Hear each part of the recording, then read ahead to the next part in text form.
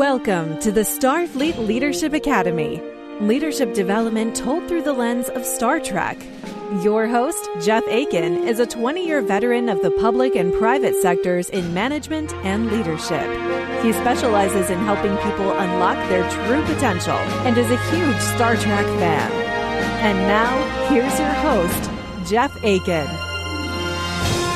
Welcome. Thanks for joining me today. Is your plate full? Does your cup runneth over? Do you ever feel like everything in front of you is either someone else's problem or worse, unsolvable? Well, good news. We're about to see that happen right here in a Star Trek episode. Plus, I'm going to share how you can handle those things too as we watch the 19th episode of the 5th season of Voyager, The Fight. Voyager is in chaotic space. This is a weird zone where the laws of physics don't quite apply. Now, chaotic space isn't a place, it's more of an event or a phenomenon that randomly occurs. And when it does occur, it can wreak havoc. If we don't find a way out of chaotic space soon, we're going to die here. Commander Chakotay, the first officer, is in a bad way. He's hearing voices and isn't generally doing very well. He's in sickbay, and the doctor's monitoring him. He tells Chakotay that there are aliens trying to communicate with him, possibly aliens that understand this part of space. But they're communicating in a way that Chakotay can't understand. The doctor thinks he knows what's going on and asks Chakotay to remember a recent boxing simulation that he was in on the holodeck. The fight was going badly. I was avoiding my opponent. His cornerman is Boothby, the groundskeeper, and Mickey all in one. Fight wasn't going well for him, for Chakotay, and after a while, some weird geometric shape thing appears behind his opponent. Distracted, he gets knocked right off his feet. As Chakotay reflects on the fight and remembers the weird geometric distortion, the doctor finds some stuff going on in his visual cortex. He gets called to the bridge before they can explore, though. Voyager is tracking and being chased by this phenomenon, the distorted space. It envelops them, and that's where things start to fall apart. The readings are shifting around so much I can't make heads or tails of what's out there. Seven meets with Janeway. The Borg have encountered this before. They are the ones who call it chaotic space. It's random and moves around the galaxy. In the history of the Borg, only one cube has ever survived an encounter. Things are not looking good for Voyager. And not so good for Chakotay either. He keeps hearing things from his boxing match. Nobody else can hear it. Seems it's all in his head. Tuvok and Paris get him to sickbay, where the doctor finds Chakotay has a genetic cognitive disorder. The primary symptoms are visual and auditory hallucinations. The gene that causes this was suppressed before he was born, but somehow now it's been switched on. The doctor and Janeway believe this is because of the chaotic space. The crew gets the sensors online, and they set a course to try and escape. They come across the hull of another ship. No life signs. The logs make it sound like someone on that crew is going through or was going through something similar to Chakotay. Why do the stars make such a noise? Let me sleep. It took a full year of them being trapped before they all died. They couldn't find a way out. They ran out of supplies. Yikes, not looking good once again for Voyager. But Chakotay decides to go on a vision quest, which ramps up his hallucinations. And that's kind of awesome, really, like the whole thing. He's about to figure out exactly what's going on. The aliens. They were there, watching me. These aliens, they live in chaotic space. They're trying to help Voyager out. They were trying to help the other ship, too. There's a whole bunch of technobabble that ensues, and they figure out how to adapt their engines to escape. Except it's all in the aliens' geometry. It's using their math. Then Chakotay gets another vision. A very, very long sequence of him in a ring, then training, then being on Voyager, then getting conditioning, then more training, then chatting with his grandpa, and then back to the ring, and then he finally wakes up. It's like they tried to do like the whole orb experience thing from Deep Space Nine, and it just didn't quite hit the mark. Janeway and Seven locate a signal within chaotic space designed to alter DNA and activate genes. That is what's impacting Chakotay. Everybody's on board now that this is intentional and that someone is trying to communicate. What if those hallucinations are being induced? for a purpose. Aliens who exist on some perceptual wavelength that our senses can't detect. And the only way for them to communicate with us is to alter our senses. So he goes back in, this time knowing what he's facing and what he needs to figure out. You are far from where you call home. You are lost. Do you understand? Yes. We are far from home. All the sequences from the vision come together. They start making sense. He's in the boxing vision and he's successfully communicating. They're talking. They explain what they need to do to escape chaotic space. Chakotay understands it, and he sets to work. After a tense few moments, we've re-entered normal space. They set out on the course he determined, and they're back on their way, and Chakotay takes the next few days off to recover, which, kind of weirdly, he chooses to spend boxing, because, this was such an important part of his character before, and it comes up so many more times in the future. Star Trek, like a lot of sci-fi, is full of really cool ideas. I mean, finding a life form that exists in a different form and communicates in an entirely alien way is fascinating. It's even kind of cool. There are so many things they can do with a story and concept like that. But did the fight do those cool things? Well, let's go to the judges. Come to court, squash is fun. Come right now, don't look, run!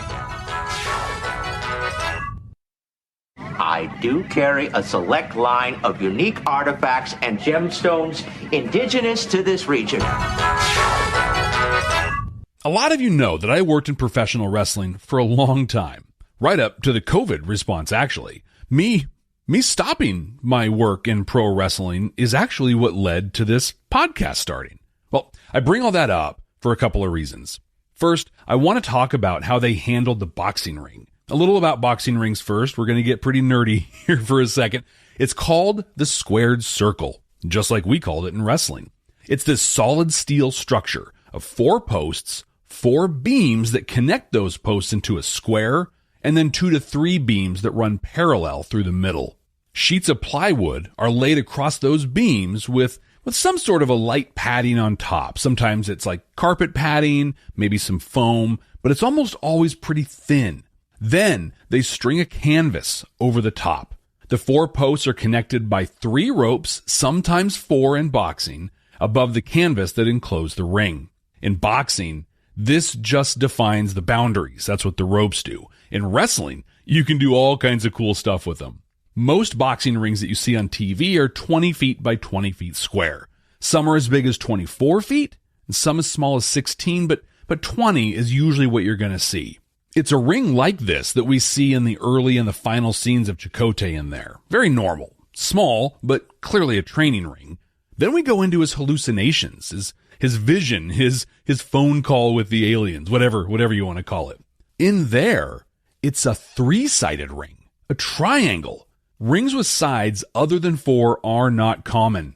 In TNA, Total Nonstop Action, when it first started, they had a 6-sided ring, just like AAA does in Mexico. And of course, we know that UFC uses an octagon.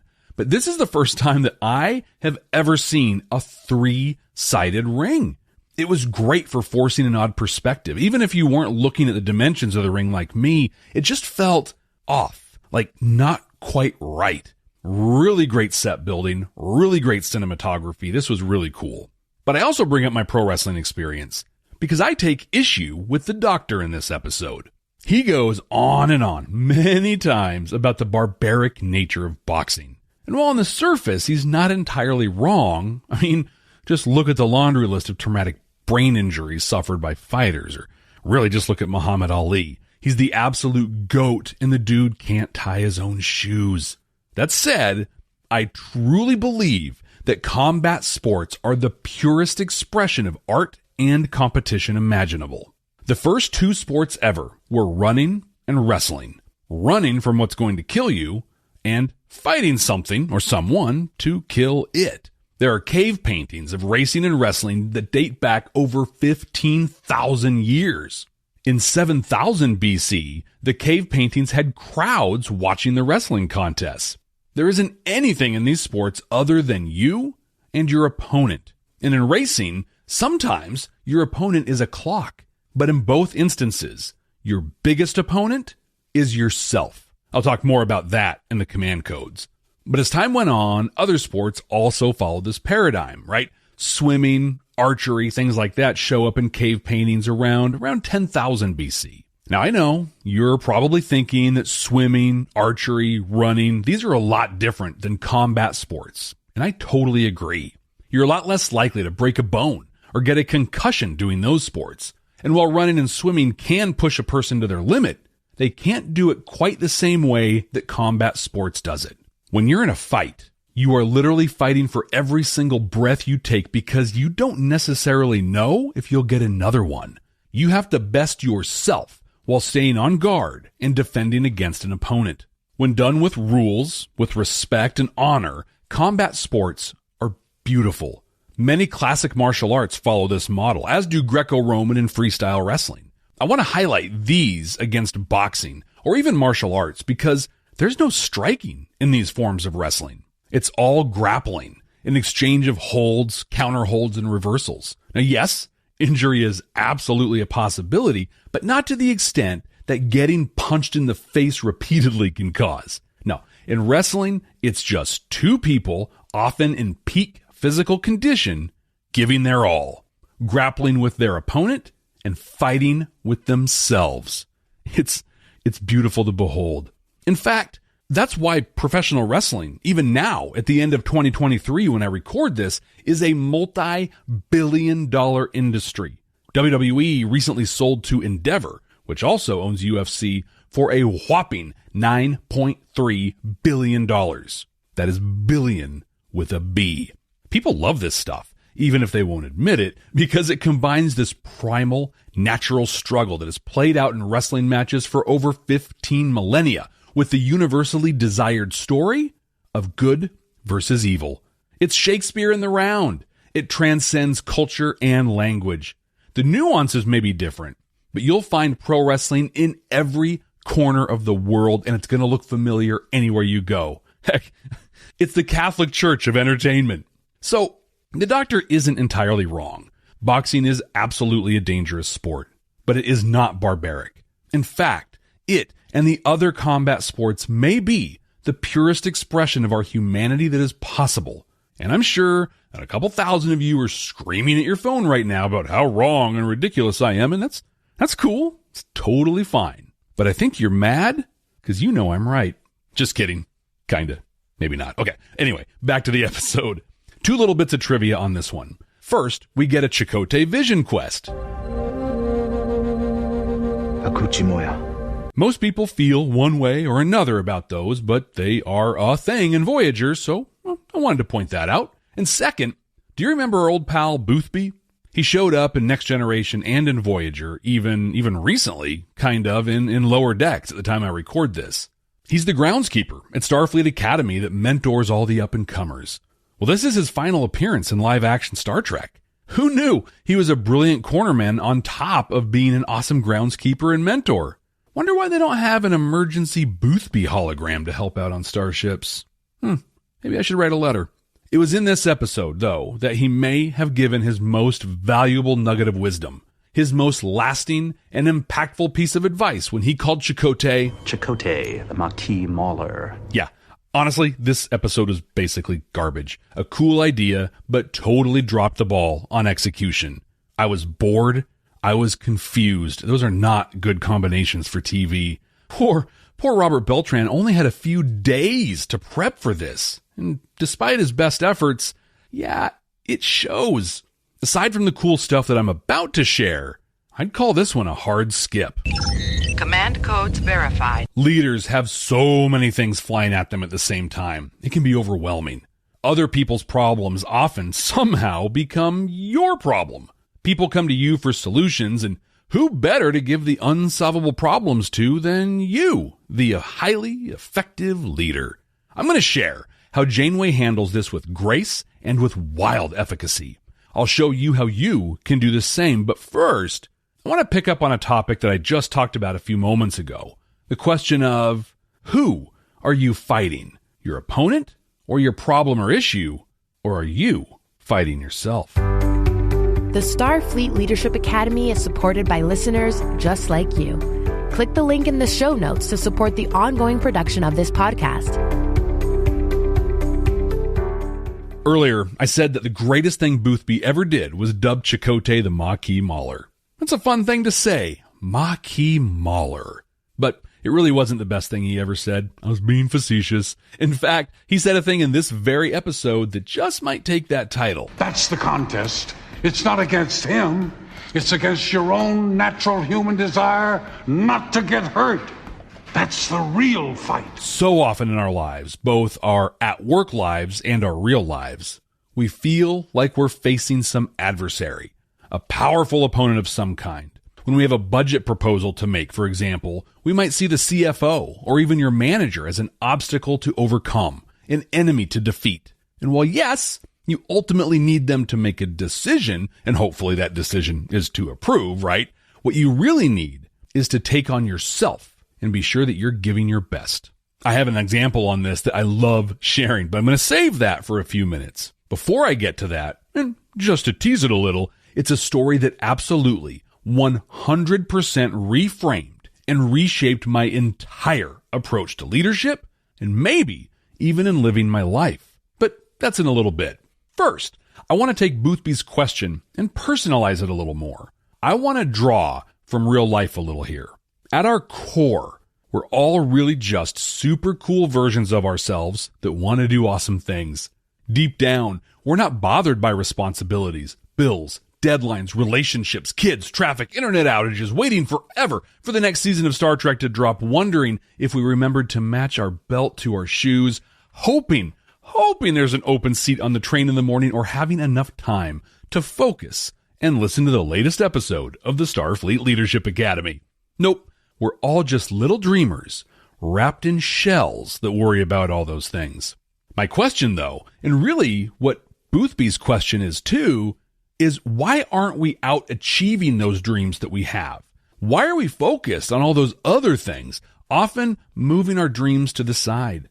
Maybe next year we'll say, or I'll go for that thing after I pay this other thing off, or whatever creative excuse we come up with. The reason we avoid those dreams is because we're fighting the context against the construct of life in our society instead of fighting the fears that we have, fighting our desire to not get hurt. Chakotay is doing everything right in his sparring session in this scene. His opponent isn't landing any punches, and he's staying competitive when he should be taking some hits to tire the dude out so he can drop him. It's a sound strategy that has worked a lot of times. It's even worked for Boothby. But Chakotay doesn't do that. He doesn't take those hits. Why? Because it hurts to do that. And he doesn't want to get hurt. You know that you need to do X, Y, and Z to accomplish the thing you really want to. But that might mean taking some hits. Maybe it means losing an income while you focus on this thing. Maybe it means skipping out on the fantasy league this year so you have the time you need. Maybe it means walking away from the comfortable life that you're living right now. All of those things hurt. And again, just as a reminder, in case you needed one, we do not want to hurt. Here's the big question I pose to you then. What hurts more? Missing your fantasy league, or never writing that book, scrimping and saving, or never developing that app, or pulling your startup together? Living a comfortable life, or never knowing what it would be like to live your dream life? What are you avoiding because you're afraid of getting hurt? Answer that question and then ask yourself the big one. Does it hurt more to lose the thing you're holding on to? Or does it hurt more to never achieve or accomplish the thing you think and dream about all the time? Wow. I'm not sure if that was motivational or depressing. Suppose the answer to that really shows what fight we're fighting at the moment, doesn't it? I might need to sit with that one for a minute. My next topic rolls right out of that. Okay, this is where my example comes into play. This is a time when I was fighting the right fight, but my goal was misdirected. I wasn't really fighting for the right reason, or I guess it's more that I didn't understand what the real reason and purpose of the fight was. The year was 2009. A young and idealistic Jeff Akin was participating in his first state legislative session. It was the beginning of a storied career that's actually still going on.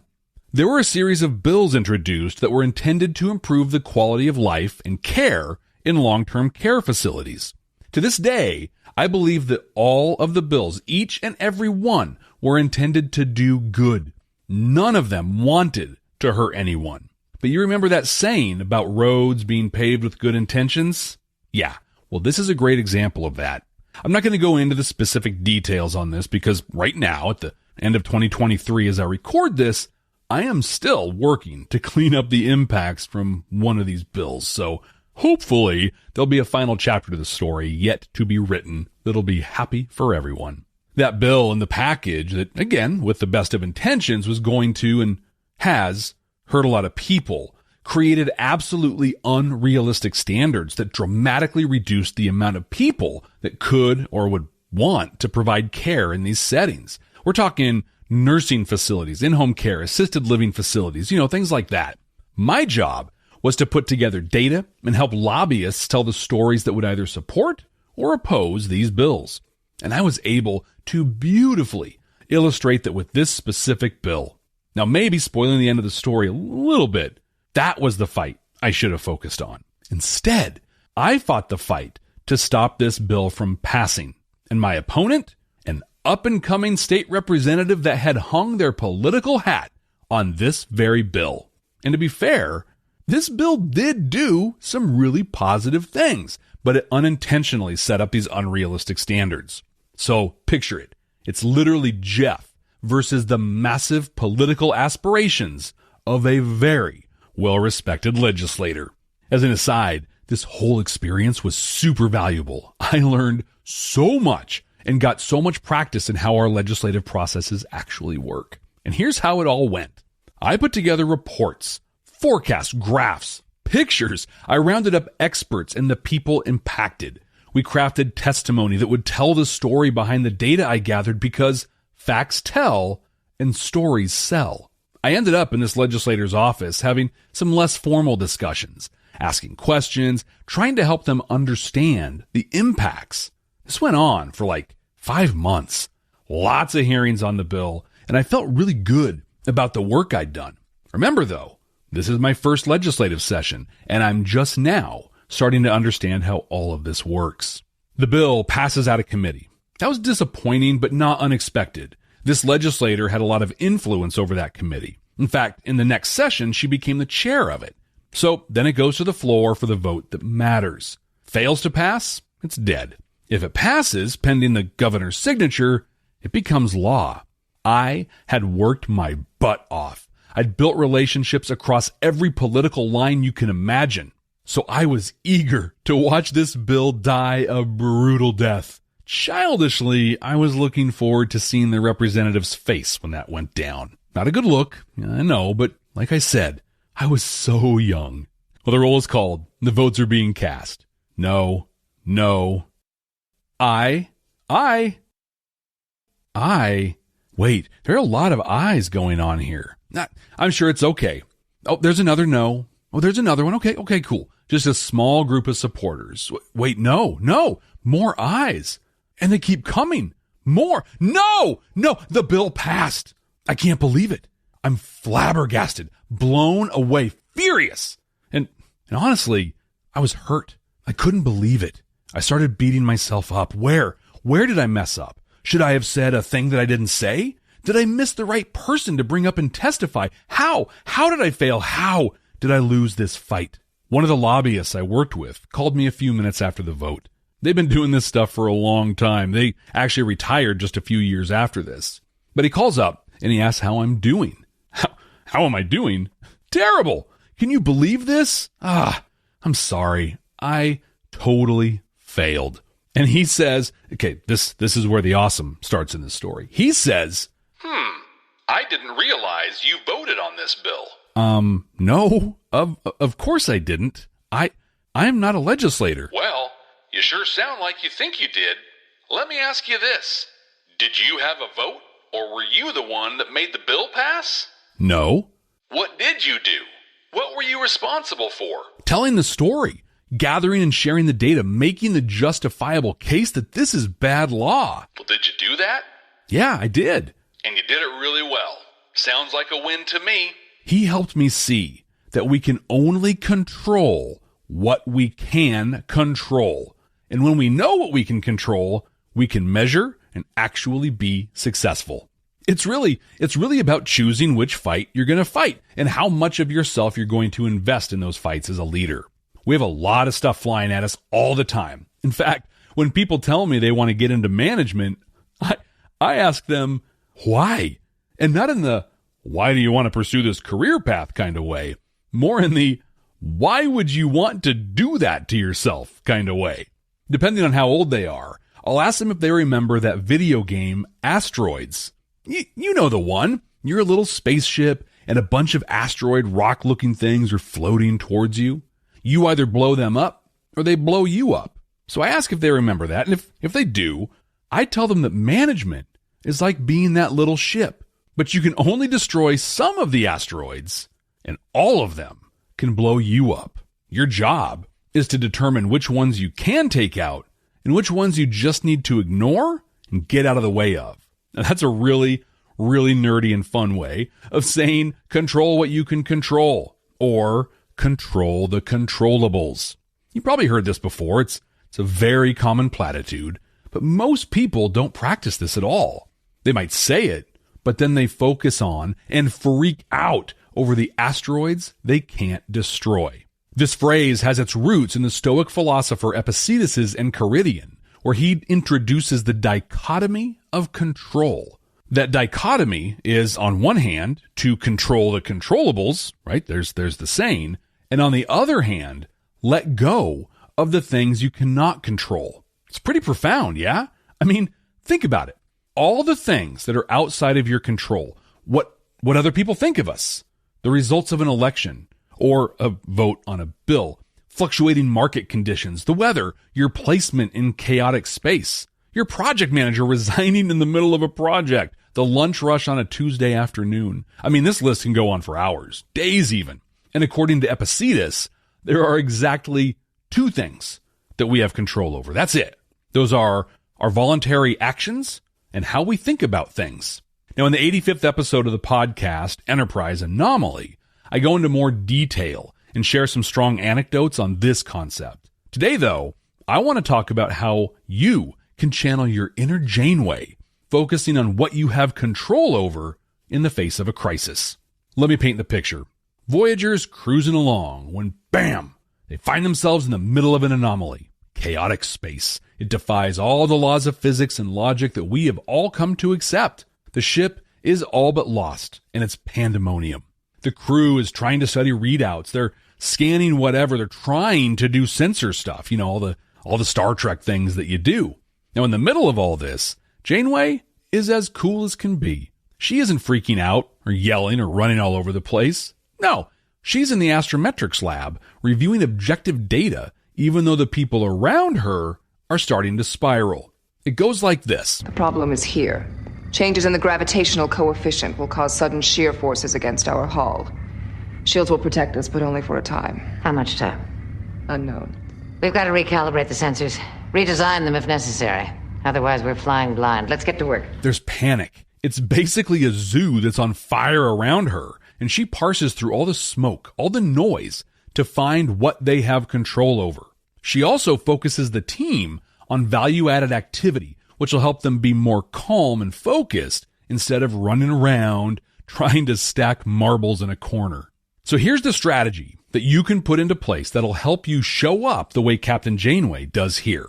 Now, first, be aware of and clarify what is actually controllable, and then communicate this with your team. Now is not the time to be keeping secrets. Transparency is key.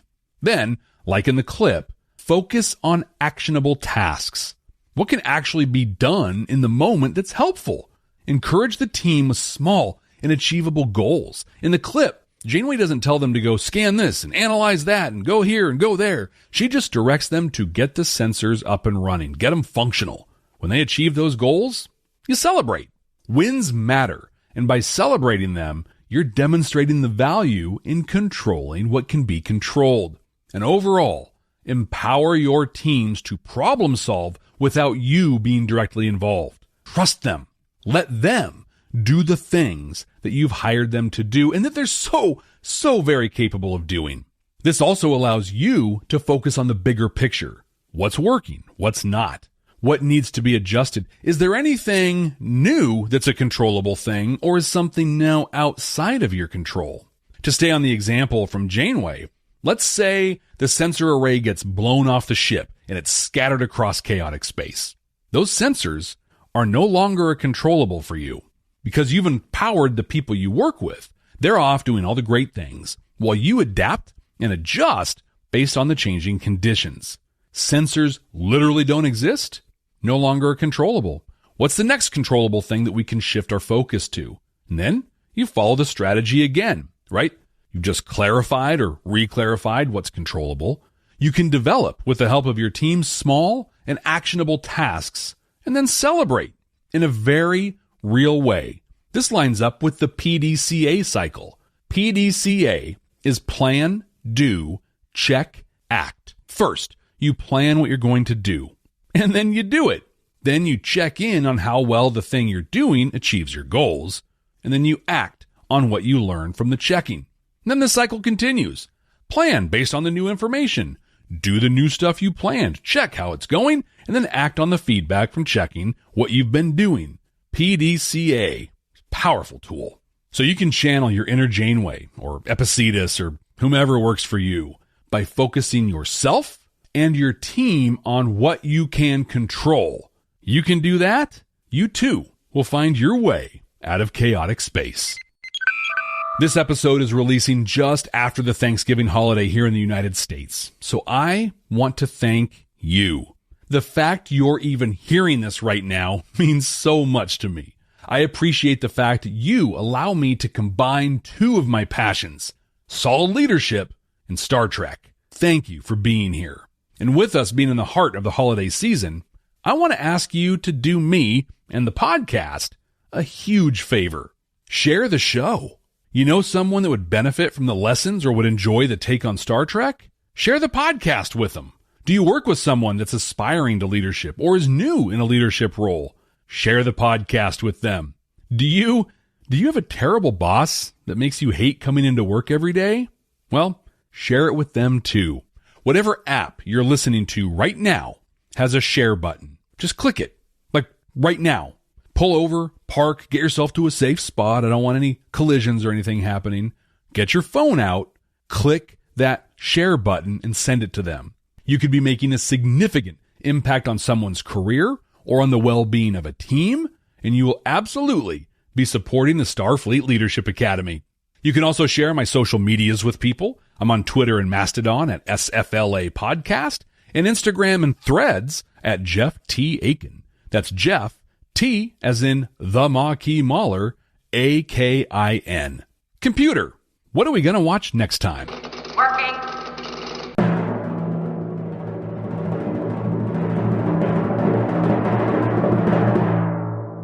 The 11th episode of the second season of the original series, The Deadly Years. If you're familiar with TOS, you know this episode. It's the one when the crew all get old. It's an early look at Star Trek's old makeup, which does not go well in the early TNG attempts. I'm looking at you, Too Short a Season. Yeah, I see you. The crew's lives are on the line in this high-stakes episode. I'm curious to see what leadership skills are highlighted as they work through this, and I'm even more excited to do that with you. So until then, ex astra scientia!